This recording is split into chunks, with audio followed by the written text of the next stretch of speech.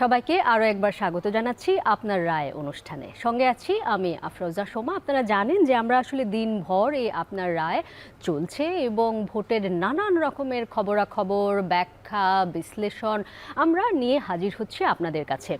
এই মুহূর্তে আমার সঙ্গে স্টুডিওতে রয়েছেন ডক্টর মইনুল ইসলাম।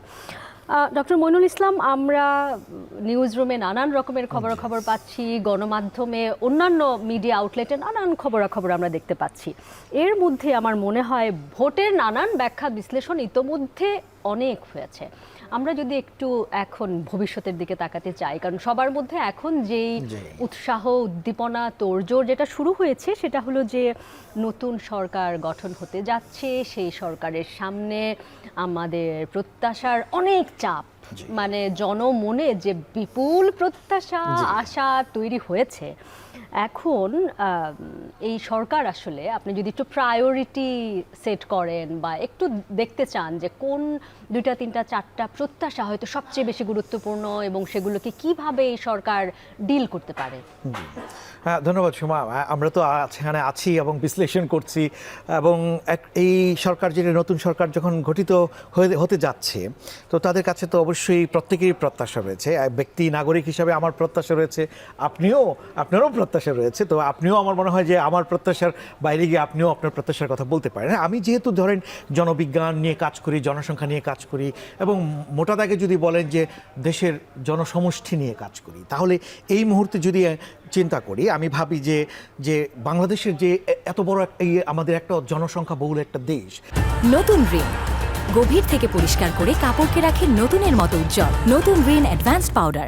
এই দেশের জনসংখ্যাকে গুণগত এবং পরিমাণগত এই দুটো বিষয়কে নীতি নির্ধারক যারা রয়েছেন তারা ভেবে পরিকল্পনাগুলো করছেন কিনা। প্রত্যাশার জায়গায় যদি বলেন যে এই যে মানুষগুলো রয়েছে এই ছোট ভূখণ্ডের মধ্যে, এই মানুষগুলো এই মুহূর্তে নতুন যেই সরকার আসছেন, তাদের আমার মনে হয় যে প্রায়োরিটি হওয়া উচিত যে প্রথম জায়গা হচ্ছে এই জনমানুষের নিরাপত্তা ইস্যুটা চিন্তা করা। প্রায়োরিটি যদি মনে করি যে ওভাবে যে ব্যক্তি গোষ্ঠী এই জায়গা থেকে, দেখেন আমরা কিছুদিন আগে মব সংস্কৃতি দেখেছি, অনেক ধরনের বিষয়গুলো ঘটেছে। তো আমার কথা হচ্ছে যে এই জায়গাটা একটা নিরাপত্তার জায়গাটা আগে, এবং এখানে আইনশৃঙ্খলা বাহিনীরও ভূমিকা রয়েছে। কাজে সরকারের অঙ্গ প্রতিষ্ঠান হিসেবে চিন্তা করলে যারা নেতৃত্ব দিবেন, এই জায়গাটা আমার মনে হয় যে একটা জায়গা হতে পারে। দ্বিতীয়ত যেটি মনে করি যে, আমি মনে করি যে এই যে দেখেন গত পরশু ট্রান্সপারেন্সি ইন্টারন্যাশনাল রিপোর্ট আসছে, বাংলাদেশ এই অন্তর্বর্তীকালীন সরকারের সময়ও দেখতে পাচ্ছি যে দুর্নীতিতে সূচকে পিছিয়ে গেছে। কাজে এই জায়গাটা হচ্ছে কি, দুর্নীতি যাতে না ঘটে, এবং দেখতে পেয়েছি রাজনৈতিক দলগুলো তারাও তাদের মতো করে প্রতিশ্রুতি দিয়েছেন, এবং দুর্নীতি যাতে না হয় বা প্রশ্রয় না দেওয়া, এবং এই জায়গাটা একটা প্রায়োরিটির জায়গা হতে পারে। তৃতীয়ত যেটি আমি এই মুহূর্তে মনে করি, দেখেন যেহেতু আমি জনবিজ্ঞান নিয়ে কাজ করি, প্রত্যেক মানুষকেই মানে হচ্ছে কর্মসংস্থানের যে জায়গাটি, এটি কিন্তু আমার মনে হয় যে দেখেন যে কর্মসংস্থান যে গতিতে প্রতি বছর জনসংখ্যায় যুক্ত হচ্ছে, সে পরিমাণে কিন্তু চাকরি তৈরি হচ্ছে না। এর সাথে কিন্তু দেখেন বিনিয়োগটাও কিন্তু হচ্ছে না, স্থানীয়ভাবে বলেন বা বৈশ্বিক বিনিয়োগটা হচ্ছে না। তো এই সরকারের কাছে কিন্তু দেখেন যে জুলাই গণ অভ্যুত্থানটা ঘটলো, এর মধ্যেও দেখেছেন অনেক যুব তরুণদের প্রত্যাশা জব নিয়ে একটা ভাবনা চিন্তার মধ্যে ছিল, এবং এই জায়গাটা আমার মনে হয় যে জব তৈরিতে তাদের, আমার প্রত্যাশা থাকবে যে এমপ্লয়মেন্ট ইস্যুটাকে খুব গুরুত্বের সাথে বিবেচনা। আপনিও বলতে পারেন, আপনি নিশ্চয়ই দেখেন যে এই এমপ্লয়মেন্টের মধ্যে নারীদের অংশগ্রহণ কিভাবে আসবে সেটিও নিয়েও কিন্তু ভাবতে হবে। কারণ হচ্ছে এখন এই পরিবর্তিত সরকারে আমরা যখন মনে করি যে অন্তর্ভুক্তিমূলক জায়গাটি যদি ভাবি, সেটি একটা জায়গা। এবং চতুর্থ যে জায়গাটি বলে আমি থামবো, তারপর আপনি কন্ট্রিবিউট করবেন যে এর মধ্যে কি আসতে পারে। চতুর্থ যে জায়গাটি আমার কাছে মনে হয়েছে যে এখন এই মুহূর্তে আমাদের দরকার হচ্ছে সুশাসন নিশ্চিত করা, এবং সেটি করতে গিয়ে জবাবদিহিতার মধ্যে আনা, এবং সরকারে যারা আসবেন এবং তারা প্রতিশ্রুতিও দিয়েছেন, প্রত্যেকেই দায়বদ্ধতা যেটাকে আমরা মনে করি। তো ওই জায়গাতে, এবং যে নীতি কৌশল যেটা আমরা আগের সেশনে একসময় আলোচনা করছিলাম যে আমাদের অনেক প্রতিশ্রুতি থাকে, কৌশল থাকে, এগুলোর বাস্তবায়ন হয় না। তো ওই জায়গাটা আমার মনে হয় যে কিভাবে সুশাসনটা নিশ্চিত করা যাবে, এটি যদি প্রায়োরিটির মধ্যে থাকে, আমার মনে হয় যে গুড গভর্নেন্স যেভাবে আমরা বলি, কৌশলের বাস্তবায়ন থাকে, তাহলে আমার মনে হয় যে সামনে আগাতে পারি। তো আমি এটা আমার জায়গা থেকে বলছি, কিন্তু আপনিই বলেন না আমাকে যে আমি যা বলেছি এর বাইরে কি মনে করেন আপনি। নিশ্চয়ই ডক্টর ইসলাম, আপনি খুব চমৎকারভাবে 4 একটি বিষয়কে সামনে এনেছেন, এক নিরাপত্তার প্রসঙ্গ। কারণ এই পুরো 1.5 বছরের অধিক সময় ধরে তো আসলে বাংলাদেশে একেবারে ব্যক্তি থেকে প্রতিষ্ঠান পর্যন্ত সকলেই খুবই ভঙ্গুর মনে করেছেন নিজেদেরকে, নাজুক মনে করেছেন নিজেদেরকে, এবং নিরাপত্তাহীনতার বোধ কতটা যে তীব্র ছিল, কে কখন লাশ হয়ে পড়ে থাকবে, কার বাড়ির সামনে, কার অফিসের সামনে কখন দঙ্গল নেমে যাবে, কখন একটা মব তার কথাই আইন হিসেবে গৃহীত হবে, লোকেরা রাস্তায় নেমে পড়বে। এই যে একটা অনিশ্চিন্তি এবং একটা অশেষ অনিশ্চিতি, কখনের শেষ হবে কেউ জানে না। এখন একটা নির্বাচিত সরকার যখন বাংলাদেশ পেল, প্রথম প্রত্যাশা নিঃসন্দেহে তারা চাইবে নিরাপত্তা। কারণ আপনি যদি নিরাপত্তা বিধান করতে না পারেন, তাহলে বাদ বাকি যেগুলো রয়েছে, কর্মসংস্থান তো পরে, দুর্নীতি তো ঠেকাতে পারবেন কি পারবেন না পরে, সুশাসনও পরে, সবার আগে আসবে যে আপনি নিরাপত্তা তার জন্য আপনার হাতে কতখানি, আপনি কোন রশিটা ধরতে পারছেন রাশ টেনে। যদি আপনি ঘোড়ার লাগামই টেনে ধরতে না পারেন, পাগলা ঘোড়া আপনাকে কোথায় নিয়ে যাবে? সে আপনি যতই ম্যান্ডেট নিয়ে আসেন, 2/3 ভোট নিয়ে এলেও দিন শেষে কোনো লাভ আসলে হবে না। ফলে ওই জায়গাটা খুবই গুরুত্বপূর্ণ। আর আমি এখানে আরও একটা কথা যোগ করতে চাই, সেটা হলো দেখুন, আমার মনে হয় যে এবারে যদিও বিএনপি একেবারে 2/3 ভোট তারা পেল, এটা আমার ব্যক্তিগত মত বটে, কিন্তু এটা আমার একটা পর্যবেক্ষণও বটে। সেটি হলো এই যে মানুষ যে গিয়ে ব্যাপক হারে একটা উৎসাহ উদ্দীপনা দেখালো ভোট দেওয়ার জন্য, আমার মনে হয় যে একটা থিওলজিক্যাল স্টেট বা ধর্মভিত্তিক রাষ্ট্র ব্যবস্থার প্রতি মানুষের, একটা বড় অংশের মানুষের এখনো বিপুল পরিমাণে অনীহা রয়েছে, এবং তারা মনে করেন না যে মুক্তিযুদ্ধের ভেতর দিয়ে যে বাংলাদেশের জন্ম হয়েছে, এত রক্ত পাড়ি দিয়ে, এত প্রাণ, এত ত্যাগ তিতিক্ষার বিনিময়ে যেই দেশের জন্ম হলো, সেই দেশ একটা ধর্মভিত্তিক সমাজ ব্যবস্থা এবং রাষ্ট্র ব্যবস্থায় পরিণত হবে। এবং সেই রাষ্ট্রের নাগরিকদের মধ্যে যারা, আপনি জনমিতি নিয়ে কাজ করেন, আনুপাতিক হারে 51%, মানে 50.সামথিং 51%, মানে মেজরিটি নাগরিক যারা, আপনি যদি লিঙ্গীয় বিবেচনায়, তারা হলেন নারী। এখন মেজরিটি নাগরিককে, সেই নাগরিকের লিঙ্গীয় পরিচয় নারী বলে আপনি তাকে 2য় শ্রেণীর নাগরিক হিসেবে সকলের সম্মুখে ঘোষণা করবেন, তাকে 5 ঘন্টা কাজ করবে না 3 ঘন্টা কাজ করবে আপনি ঠিক করে দেবেন, অথচ সেই ব্যক্তির নাগরিক হিসেবে এবং মানুষ হিসেবে তার সমান মনুষ্য মর্যাদা পাওয়ার কথা, এটা যখন ইশতেহারে পর্যন্ত উঠে এলো, আমার ধারণা জনসাধারণের মধ্যে, বিশেষত নারীদের মধ্যে একটা বোধ হয় আশঙ্কা, একটা ভয়, একটা ভীতি প্রবলভাবে জেঁকে বসেছিল। এবং নারীদের সঙ্গে বাংলাদেশে তো একটা বড় সংখ্যক সতর্ক, সচেতন এবং মনুষ্যবোধ জাগ্রত প্রচুর পরিমাণে শিক্ষিত পুরুষ রয়েছেন, যারা মনে করেন যে আসলে এটা মেল ট্রিটমেন্ট, মানে একটা অন্যায্যভাবে আপনি নাগরিকদের 2 অংশকে 2ভাবে ট্রিট করছেন, এটা অন্যায়। ফলে তারাও হয়তো দলে দলে গিয়ে বিএনপিকে জয়যুক্ত করবার চেষ্টা করেছে, এই লক্ষ্যে যে বিএনপি যদি আসে তাহলে হয়তো বাংলাদেশের গণতান্ত্রিক ধারাবাহিকতাটা বজায় থাকবে, থিওলজিক্যাল স্টেট হয়তো বাংলাদেশ খুব সহসায় হয়ে যাবে না তাদের কাছে। অর্থাৎ যে প্রত্যাশাটা এই কথা ছিল যে বাংলাদেশ রাষ্ট্র হয়তো একটা গণতান্ত্রিক ধারাতেই চলবে, সেখানে নারীর অধিকার তো আর পুরুষ অধিকারের থেকে খুব বেশি বিচ্ছিন্ন বা আলাদা নয়, কারণ পুরুষতন্ত্র তো একটা ব্যবস্থা। ফলে এটা একটা। আর একটা আমার প্রত্যাশার কথা আমি বলবো, গণমাধ্যম বাংলাদেশে গত অন্তত অর্ধ দশক ধরে যে অনেক ক্ষেত্রে ন্যাক্কারজনক ভূমিকা পালন করেছে, যে মোসাহেবিপনা বাংলাদেশের গণমাধ্যম করে। আমি তো জনাব তারেক রহমানের কাছে, জানি না আমার এই বক্তব্য পৌঁছাবে কিনা, যদি কোনো মারফতে পৌঁছায় আমি বলবো আপনি দয়া করে মোসাহেবিপনাকে জায়গা দেবেন না। মোসাহেবিপনার ভিতর দিয়ে যা হয়, তারা নিজেরাও ডুবে, আপনাকেও ডুবাবে, যেই রকম ভাবে এর আগের সরকারকে ডুবিয়েছে। আপনি যদি ডুবতে না চান তাহলে মোসাহেবিপনা থেকে দূরে থাকুন। আমার প্রত্যাশার কথা বলা শেষ, আপনারা কিছু বলতে থাকলে বলুন। আপনি চমৎকার করে বলেছেন, আমি আপনার সাথে অ্যাড করি যে জায়গাটা, যেটা হচ্ছে যে এখন যে সরকারটা গঠিত হতে যাচ্ছে, এই সরকারকে কিন্তু পূর্ববর্তী সরকারের ব্যর্থতার যে জায়গাগুলো ছিল সেগুলোকে কিন্তু বিবেচনায় নিয়ে আপনার সামনে এগিয়ে যাওয়ার একটা ব্যাপার থাকবে। তো সেক্ষেত্রে সুশাসন তো লাগবেই। আপনি যেটা বললেন যে এই যে নারীদের কথা যেটা বললেন, তো দেখেন আমাদের শ্রম বাজারের যদি চিন্তা করেন, যে একটু চিন্তা করেন যে যে অংশগ্রহণ নারী এবং পুরুষের অংশগ্রহণের জায়গাটা, নারীরা কিন্তু এখনও অর্ধেক অবস্থায় আছে। আপনি জনমিতিক জায়গা থেকে বলছিলেন যে নারীরা সংখ্যায় বেশি, কিন্তু আসলে দেখা যাচ্ছে ভোটদানের ক্ষেত্রে বলছেন, কিন্তু ইন রিয়েলিটি বাস্তবে কিন্তু তাদের রিফ্লেকশনটা সেভাবে করছে। কাজেই এটা একটা জায়গা, গুরুত্বপূর্ণ জায়গা, ক্ষমতায়নের যে জায়গাটা, নারীদেরকে ক্ষমতায়নের বাইরে রেখে সত্যিকার উন্নয়ন করা যাবে না। সো আমি আপনার সাথে ওই জায়গাতে আমি একমত প্রকাশন করি, বলি যেটাকে আমরা বলি জেন্ডার ডিভিডেন্ট।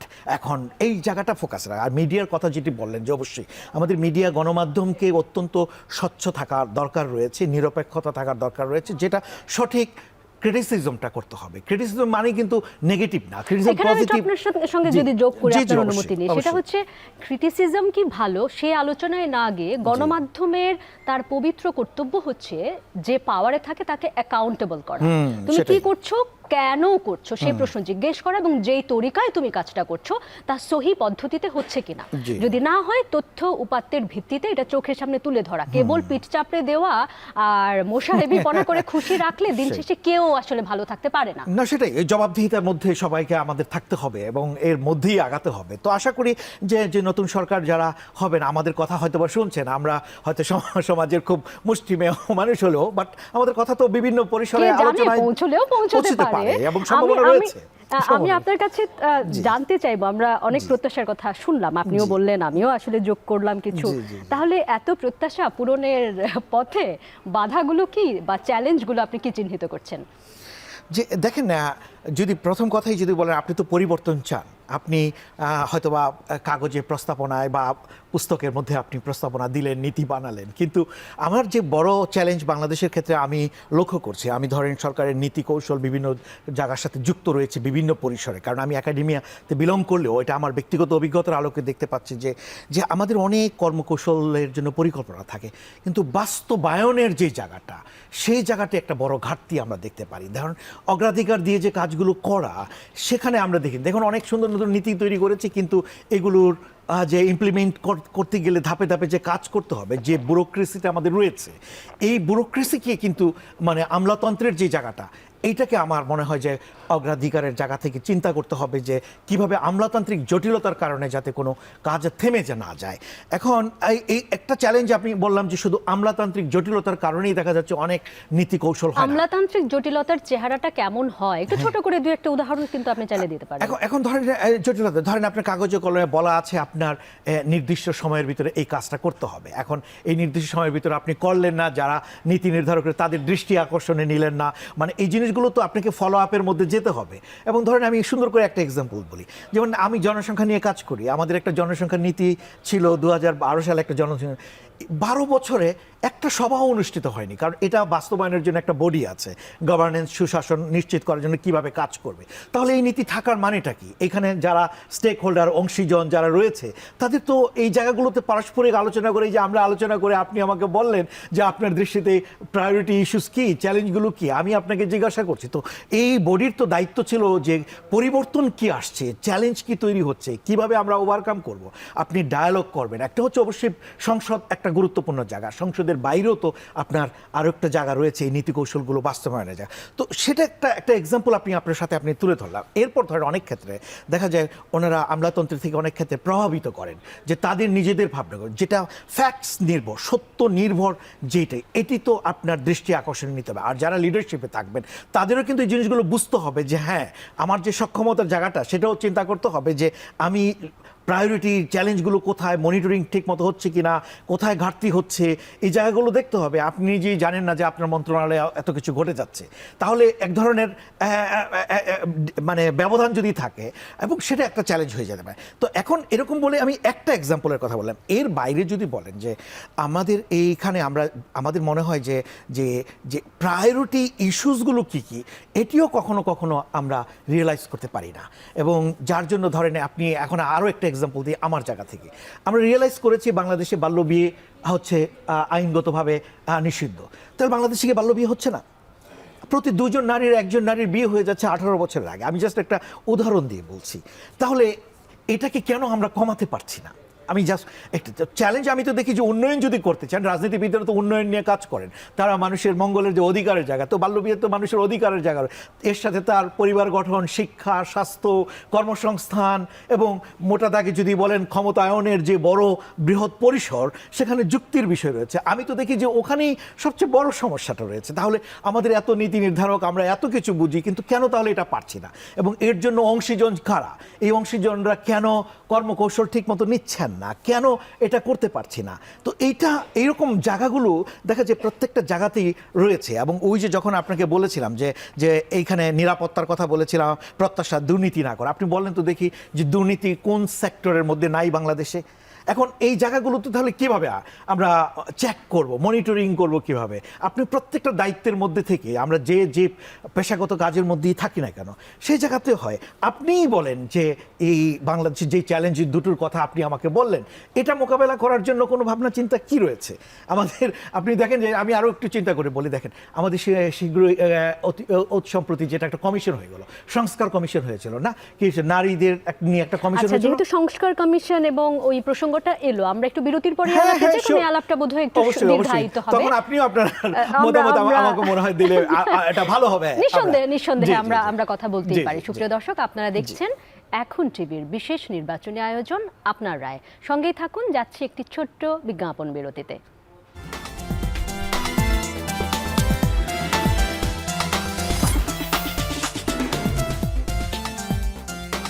সময় আপনি ভালোভাবে এই বিষয়গুলো বলছেন, আমরা আসলে বিরতিতে আলাপ করছিলাম।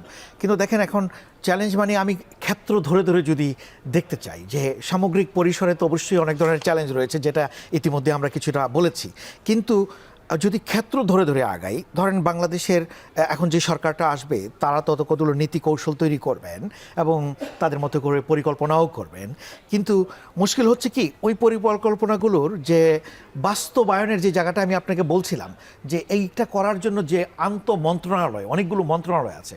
সরকার যেটা হচ্ছে কি, সরকার তো সরকারি দল যারা রয়েছেন তাদের একটা থাকে, কিন্তু আমাদের যে একটা ছায়া সরকার যে আছে, এই ভাবনা চিন্তাটা বিরোধী দলরা কিন্তু সত্যিকারের বিরোধী দলের ভূমিকা পালন করে না। যার জন্য যেটা হয় কি, যে দেখা যায় এই যে মন্ত্রণালয়গুলো আছে, এই মন্ত্রণালয়গুলোকে মনিটর করার জন্য দেখবেন পার্লামেন্টারি স্ট্যান্ডিং কমিটি থেকে বিভিন্ন কমিটি করে দেওয়া হয়, কিন্তু তারা তাদের দায়িত্বটা ঠিকমতো পালন করে কিনা। আমি যদি একটা এক্সাম্পল দিই, ধরেন একটা নীতি বাস্তবায়নের জন্য ধরেন আপনার 24-25টা মন্ত্রণালয় আছে। এই মন্ত্রণালয়গুলোর মধ্যে কোনো কোঅর্ডিনেশন ঠিক মতো হচ্ছে না। মানে কে কোন কাজটা করবে, এই কাজগুলো করার কোনো মানে আপনার একজন সমন্বিতভাবে যে কাজটা করা, সে কাজগুলো হচ্ছে না। যার জন্য আমি আপনাকে একটা এক্সাম্পল দিয়ে বলেছিলাম যে আসলে সেভাবে মানে সফলতা কিন্তু মানে আমাদের যেটা দেখা যায় ওই পুরনো প্রবাদের মতো, কাজের গরু কিতাবে আছে, বাস্তবে নাই। পরিকল্পনা আছে কিন্তু বাস্তবে না। এবং যার জন্য উদাহরণ দিলাম, কিন্তু 12-13 বছরে কিছু কিন্তু সুন্দর করে কিন্তু লেখা আছে না। তো ঠিক একই রকম ভাবে দেখেন যে আমি এখন এই সরকারের কাছে, যেহেতু আপনি আমাকে প্রথম প্রশ্ন করেছিলেন যে এই যে অন্তর্বর্তীকালীন সরকার চলে যাবে এই 2-1 দিনের মধ্যেই, এখন নতুন যে সরকার আসছে, তাদের প্রথম চ্যালেঞ্জে আমি যেটা মনে করি, এই যে সরকারি কর্মকর্তারা ইলেকশনের আগে যে আন্দোলন করলেন, তাদের বেতন ভাতার যে ব্যাপার রইলো না, যেটার জন্য আন্দোলন, এই সরকারকে তো এখন একটা অর্থনৈতিক যে অবস্থাটা রয়েছে, তারা তো একটা বড় ধরনের একটা আমি বলবো যে একটা চ্যালেঞ্জের মধ্যে সম্মুখীন হবে। কিভাবে দেশের অর্থনীতিকে রূপান্তরের মধ্যে যাবেন, কিভাবে বিনিয়োগ আনবেন, এই যে বিভিন্ন আপনার বডি, তাদের কিন্তু দাবি দেওয়া রয়েছে অনেক, এবং গণতান্ত্রিক সরকারের কাছে দাবি আরও বেশি আসবে। মানে যেহেতু তারা নির্বাচিত, জনগণ ভোট দিয়েছেন তাদেরকে, ওনারা প্রতিশ্রুতি দিয়েছেন। ইভেনও দেখেন যে প্রতিশ্রুতি বিভিন্ন কার্ড করবেন, কেউ এক একজন এক এক রকমভাবে বিভিন্নভাবে ভালো ভালো প্রস্তাবনা আসছে, কিন্তু সেগুলোর বাস্তবায়ন করতে গেলে তো আপনার আর্থিক একটা সম্পর্ক রয়েছে। বাংলাদেশ তো এই মুহূর্তে ইতিহাসের একটা অন্যতম ভঙ্গুর নাজুক সময় কাটাচ্ছে, বিভিন্ন তথ্য উপাত্তের ভিত্তিতে এটাই হচ্ছে জানা যাচ্ছে। কাজেই এটি একটি গুরুত্বপূর্ণ জায়গা যে আপনার এই জায়গাতে কিভাবে যাবে।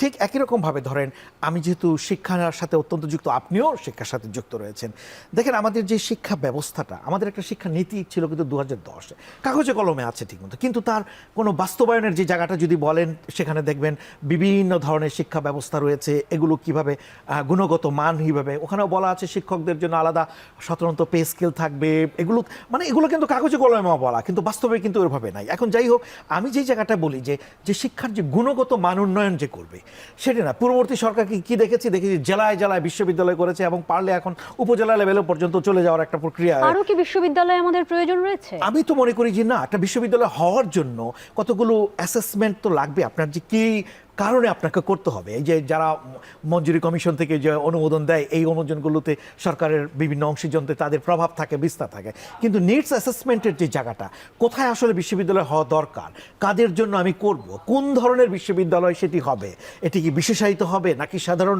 বিশ্ববিদ্যালয় হবে, সেগুলো দেখেন। যে এই যে এতগুলো পাবলিক বিশ্ববিদ্যালয়, এখন প্রাইভেট বিশ্ববিদ্যালয় তৈরি হয়েছে, এখন মূল জায়গাটা হচ্ছে কি, দেখা যাচ্ছে যে আমি যেহেতু পাবলিক বিশ্ববিদ্যালয়ের সাথে যুক্ত, সেই জায়গাতেও কিন্তু দেখতে পাচ্ছিলাম যে এই সরকারের কাছে, অন্তর্বর্তীকালীন সরকারের কাছে কিন্তু একটা প্রত্যাশা ছিল তারা শিক্ষা নিয়ে একটা সংস্কার করবেন বা কমিশন, ওই ধরনের সংস্কার কমিশন ওই ধরনের কিছু করবেন, কিন্তু বাস্তবে কিন্তু আমরা দেখতে পাই নাই ওই জায়গাতে। এখন গুণগত শিক্ষা, ধরেন শিক্ষার গুণগত মান যদি উন্নয়ন করতে হয়, তাহলে তার মানে পরিমাণগত এবং গুণগত দুই জায়গার কিন্তু অনেকগুলো উপকরণ রয়েছে, সেই জায়গাগুলোতে গুরুত্ব দিতে হয়। এই যে যেটা আমি আগের আলোচনায় আপনার সাথে অধ্যাপক রেজাও এখানে ছিলেন, যে আমরা শিক্ষায় কখনোই 5% জিডিপির বরাদ্দ করিনি, এটা হচ্ছে বাস্তবতা। কিন্তু আন্তর্জাতিক মানদণ্ডে বলা আছে আপনি হিউম্যান ক্যাপিটাল, মানব পুঁজি তৈরি করবেন, শিক্ষা এবং স্বাস্থ্য হচ্ছে সবচেয়ে গুরুত্বপূর্ণ জায়গা। এই সরকার মানে বিএনপি যখন তাদের ইশতেহার দিয়েছিল, তারা কিন্তু স্বাস্থ্যের এই কথাটা বিশেষভাবে উল্লেখ করেছে, বলেছে যে ক্রমাগতভাবে তারা এখানে আরো অর্থ বাড়িয়ে 5% নেওয়ার চেষ্টা করবেন। জি, ওই জন্যই আমি বলছিলাম যে ইশতেহারটা দেখে যে কেন মানে ওই জায়গাটা, কারণ আমার কাছে মনে হচ্ছে যে আমার যে কর্মক্ষম মানুষগুলো আছে, এই মানুষগুলোকে তো স্বাস্থ্যবান রাখতে হবে, সুস্বাস্থ্যবান রাখতে হবে। এখন নতুন নতুন রোগ, ডিজিজ প্যাটার্ন তৈরি হচ্ছে, তাদের কর্মকাজে যদি তাদেরকে যুক্ত রাখতে চাই, তাহলে একদিকেও আমার গুণগত তার শিক্ষা প্রশিক্ষণ এই মানগুলো তার বাড়াতে হবে, এবং পাশাপাশি যেটা বলছিলাম যে এখন আর আমার উচ্চশিক্ষা নিয়ে এত বেশি চিন্তা করার দরকার নেই, আমার এখন দরকার টেকনিক্যাল ভোকেশনাল এডুকেশন, যেখানে আপনি জানেন যে আমাদের যে আনএমপ্লয়মেন্ট রেট, যে বেকারত্বের যে হার, এই বেকারত্বের যুব বেকারত্বের হারটা কিন্তু অনেক বেশি। কাজে এটা কিভাবে কমাবো? তার মধ্যে আবার এই গত 1.5-2 বছরে অজস্র কল কারখানা বন্ধ হয়ে গেছে, ব্যবসা প্রতিষ্ঠান বন্ধ হয়ে গেছে, ব্যক্তিরা নিজেরা লগ্নি করছেন না।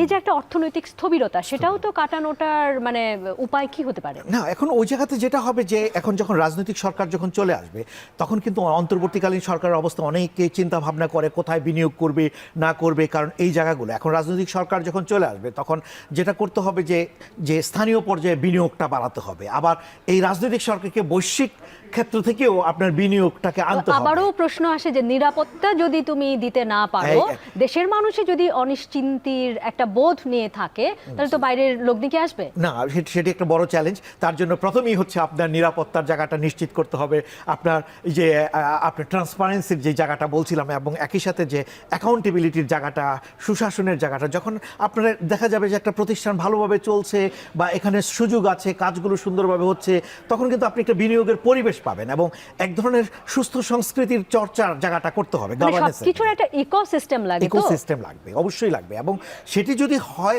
তাহলে কিন্তু আপনার বৈশ্বিকভাবেও আপনার আসবে। এখন ধরেন এই সরকারটা আগামী 5 বছর থাকবে, এটা ধরেন ভাবনা চিন্তার মধ্যে রয়েছে, যদি অন্য কোনো পরিবর্তন না আসে, তাহলে এই 5 বছরের যে ম্যান্ডেট, এখন বৈশ্বিকভাবে যখন বিনিয়োগ করবে, যখন দেখবে একটা স্টেবল গভর্নমেন্ট আছেন, সরকারে আছেন, তখন কিন্তু তারা বসে থাকে, এবং তাদেরও আবার সরকারকেও বৈশ্বিক বন্ধু খুঁজতে হবে। তো আপনার কারা আপনার বন্ধু আর কারা বন্ধু শত্রুর আলাপ কিন্তু অনেক জটিল। এই আলাপটা আমি একটু লম্বা সময় ধরে করতে চাই, কারণ আমার মনে হয় যে এটা আজকের বাস্তবতায়, আমরা যেই গ্লোবাল যে একটা বাস্তবতার মধ্যে বাস করি, শুধু এককভাবে নিজেকে নিয়ে ভাববার আসলে সুযোগ নেই। এই আলাপ হবে একটা ছোট্ট বিরতিতে যাব। সুপ্রিয় দর্শক, আপনারা দেখছেন এখন টিভির বিশেষ আয়োজন আপনার রায়। সঙ্গেই থাকুন, ফিরবো ছোট্ট বিরতির পর।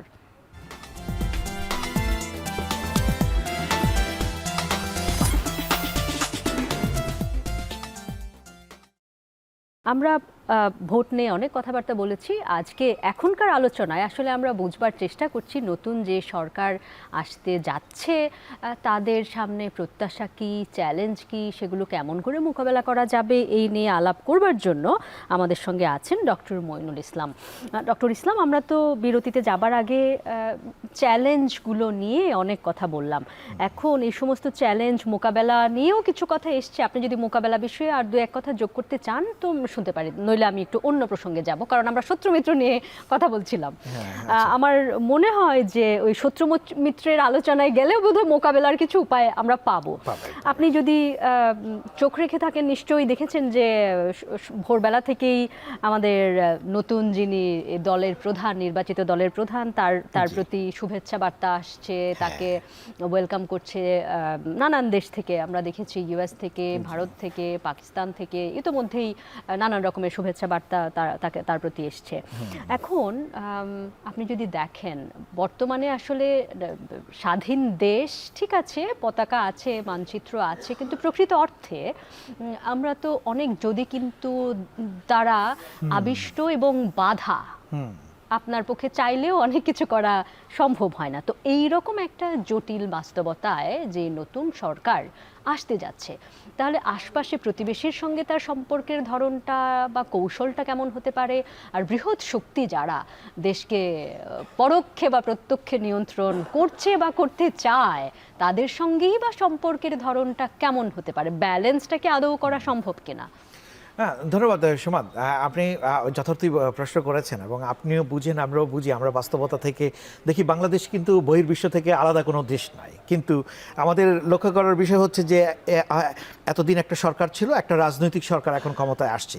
সো এটি একটি মানে আমি বলবো যে এক ধরনের রূপান্তর, এবং এই রূপান্তরের মধ্যে আন্তর্জাতিক বিশ্ব সবসময় চায় যে নির্বাচিত সরকার সবসময় একটা দেশের মধ্যে থাকবে, এবং সেই নির্বাচিত সরকারের মধ্যে গণতান্ত্রিকভাবে নির্বাচিত সরকার যখন ক্ষমতায় থাকে তখন কিন্তু যেটা চিন্তা করতে হয় যে আন্তর্জাতিক বিশ্ব, যেহেতু আমরা আমাদের আন্তর্জাতিক বিশ্বের সাথে একটা সম্পর্ক রাখতে হবে। তো সেই প্রেক্ষাপটে দেখতে পাচ্ছিলাম যে জনাব তারেক রহমান, উনি যেহেতু বিএনপির চেয়ারম্যান এবং এই নির্বাচনে জয়ী হয়েছেন, ওনাকে কিন্তু অনেকেই শুভেচ্ছা বার্তা পাঠিয়েছেন, যেটা আপনি বলেছিলেন। এবং দেখতে পেয়েছি যে ভারতের প্রধানমন্ত্রী নরেন্দ্র মোদী উনি যে ফোন করেছেন, উনি টুইট করেও জানিয়েছেন, তার অভিব্যক্তি ব্যক্ত করেছেন এবং বাংলাদেশের সাথে কাজ করার একটা ব্যাপার দিয়ে। ঠিক একইভাবে পাকিস্তানও দেখছি, এদিকে মালয়েশিয়া দেখতে পাচ্ছি, ইভেন আপনার মার্কিন যুক্তরাষ্ট্রের দূতাবাস তাদের মানে তাদের ইয়েতে সোশ্যাল মিডিয়াতে, একই সাথে চায়নাও দেখতে পাচ্ছি এমবেসির দূতাবাস তাদের মতো করে দিয়েছে।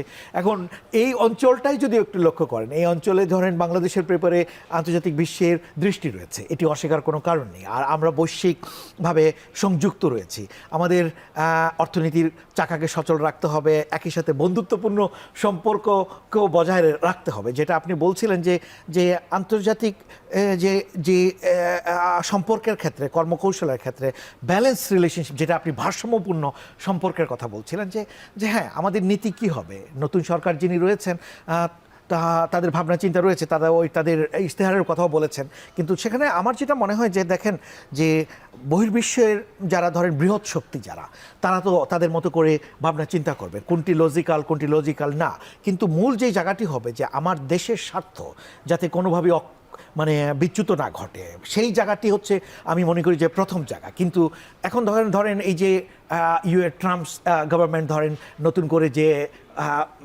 কোটা ব্যাপারগুলো তৈরি করেছেন, ভারতকে দেখলাম একটা পর্যায়ে দিয়েছেন, এখন আবার কমিয়ে আনছেন। তো এগুলো তো নেগোসিয়েশন বিষয়টা। আপনি নেগোসিয়েশনের কথা বলছেন, এখানে আমি জাস্ট একটা প্রসঙ্গ ধরিয়ে দিতে চাই, নিশ্চয়ই আপনি খেয়াল করেছেন অন্তর্বর্তী সরকার নির্বাচনের 3 দিন আগে তড়িঘড়ি করে এমন একটা চুক্তি নামা রাষ্ট্রের কাঁধে চাপিয়ে দিয়ে গেলেন, সেইখানে বাংলাদেশ কার্যত মানে যতখানি তথ্য গণমাধ্যম বা সোশ্যাল মিডিয়া মারফত জানতে পেরেছি, হয়তো আপনিও জানতে পেরেছেন, যেই চুক্তি এটা আসলে এক ধরনের বলা হচ্ছে দাসখত সম, যেখানে বাংলাদেশের ওই অর্থে আপনি যেই নেগোসিয়েশনের টেবিলে আপনি যখন যুক্তি তুলে ধরবেন বা বার্গেনিং এ যাবেন, আপনার হাতে ওই অর্থে কোনো পয়েন্ট নাই, সবকিছু ঠিক করে দিচ্ছে একটি ক্ষমতাধর বড় রাষ্ট্র। আপনি কার সঙ্গে বাণিজ্য করতে পারবেন কি পারবেন না, কৃষি পণ্য কোথা থেকে কিনবেন কি কিনবেন না, গ্যাস কোথা থেকে কিনবেন, কয়টা আপনি যুদ্ধ বিমান কিনবেন কি কিনবেন না, তাহলে এই রকম বাস্তবতায় আপনি যে আকাঙ্ক্ষার কথা ব্যক্ত করছেন, নেগোসিয়েশনের টেবিলে ডিপ্লোম্যাটিক আলাপচারিতায় যাওয়া, কিভাবে এটা সম্ভব, কতখানি সম্ভব করা যেতে পারে, কৌশল বা তরিকাটা কি আছে? জি, না সেটি তো অবশ্যই, ধরেন আপনি যে প্রশ্নটা করলেন যে অন্তর্বর্তী সরকার জাস্ট নির্বাচনের কয়েকদিন আগে যেই চুক্তির কথা আপনি বললেন, এটি এখনও পাবলিকলি পুরোপুরি ডিসক্লোজ করা হয়নি। আমরা কিন্তু নাগরিকের সকল কিছু বাট আমরা জানি যে একটা চুক্তির মতো হয়েছে। এবং ধরেন এর আগেও দেখা যায় যে ধরেন মার্কিন যুক্তরাষ্ট্রে কী পরিমাণ বিমান কেনা হবে না হবে এগুলোর ব্যাপার কিন্তু আগেও কিন্তু এইগুলো নিয়ে আলোচনায় চলে এসেছে। পাশাপাশি ধরেন আমাদের যে রোহিঙ্গা জনগোষ্ঠীর যে ব্যাপারটা ছিল সেটি নিয়েও কিন্তু এক ধরনের আলোচনার ব্যাপার ছিল ওই জায়গায়। তো এখন যেই জায়গাগুলো আছে যে আমাদের জায়গাতে, এখন সরকারের জায়গা থেকে নতুন সরকার যখন চিন্তা করবেন, কাঙ্ক্ষিত ছিল যে একজন নির্বাচিত নতুন সরকার আসছে এবং তার 3 দিন বা 4 দিন আগে তড়িঘড়ি করে কোনো ধরনের চুক্তিতে না যাওয়াটাই, এই চুক্তির দায়ভার মানে বোঝাটা কি আসলে এই সরকারের কাঁধে অনেকটা পড়বে না, টানতে হবে না? হ্যাঁ, এখন ধরেন হচ্ছে কি ওই চুক্তির টার্মস অফ রেফারেন্স বা যে ওখানে কি আছে না আছে সেই ধরনের আমি না দেখে বা আপনি পুরোপুরি না দেখে হয়তো বা ওই ধরনের আলোচনায় যেতে পারবো না। কিন্তু কাঙ্ক্ষিতটা কি, আমি যেটি মনে করি যে অবশ্যই যদি কোনো ভিন্ন রাষ্ট্রের সাথে আমি কোনো চুক্তি করি সেটা দেশের স্বার্থকে বিবেচনায় রেখে করতে হবে এবং জনমানুষের আস্থায় নিয়ে কাজটি করতে হবে। যার জন্যই আমি বলছিলাম যে আমরা সবসময় চাই একটা গণতান্ত্রিক নির্বাচিত সরকার থাকবে, তাদেরকে জনগণ ম্যান্ডেট দিবে, সেই ম্যান্ডেটের ভিত্তিতে তারা কাজটা করবেন। এটি হচ্ছে কাঙ্ক্ষিত জায়গাটা। এখন যেই জিনিসটি বলছেন যে তারা যেই চুক্তিটি করেছেন তার পুঙ্খানুপুঙ্খ বিশ্লেষণ ছাড়া এই মুহূর্তে হয়তো বলা মুশকিল, কিন্তু এইটুকুও আমাদের খেয়াল করতে হবে নতুন সরকারকে যে হ্যাঁ, আমরা অনেক দেশে অনেক চুক্তি করি, কিন্তু চুক্তির শর্টকামিংসগুলো কী এবং আপনার এই চুক্তির ভালো দিকগুলো, এগুলোকে বিশ্লেষণ করতে হবে নতুন সরকারকে। এবং সেটা যেটা করতে হবে আন্তর্জাতিক যেহেতু দুতিয়ালির মাধ্যমে, কিন্তু এই কাজগুলো হচ্ছে অলওয়েজ আলোচনা ডিসকাশনের মধ্যে আনতে হবে যে চুক্তি ধরেন এই জায়গাগুলো কী ধরনের চুক্তি, এগুলো স্বল্পমেয়াদী কি না, দীর্ঘমেয়াদী কি না, কোন ধরনের চুক্তি, এগুলো কিন্তু নির্মোহ তাদের বিশ্লেষণ করতে হবে এবং সেক্ষেত্রে তাদেরকে আলোচনার টেবিলে আলোচনায় যেতে হবে। আপনি যেটা বলছেন যে হ্যাঁ, এক পক্ষ দ্বারা বৃহৎ শক্তিশালী রাষ্ট্র আর দ্বারা দুর্বল রাষ্ট্র, ওভাবে না চিন্তা করে আপনি প্রত্যেকটা রাষ্ট্রই তাদের বন্ধুত্বপূর্ণ। আমি জনগণের ম্যান্ডেট নিয়ে এসেছি, যদি বলেন যে আমি জনগণের প্রতিনিধি, হ্যাঁ, তো সেই জায়গা থেকে আপনার রাইটস নিশ্চিত করার জন্য আপনার তো বৈশ্বিক আলোচনা, যেটি আমি বলবো যে আপনার দ্বিপাক্ষিক সম্পর্ক, দ্বিপাক্ষিকের বাইরে গিয়ে মাল্টিলেটারাল যে আলোচনা সেটি হতে পারে, এরপরে আঞ্চলিক আলোচনা, তারপরে আপনার জাতিসংঘ রয়েছে, ডায়ালগগুলো কন্টিনিউ এবং আলাপ আমরা আরো করব। একটা বিরতিতে যাবার প্রয়োজন হয়েছে। সুপ্রিয় দর্শক, দেখছেন আপনার রায়, সঙ্গেই থাকুন, যাচ্ছি ছোট্ট বিরতিতে।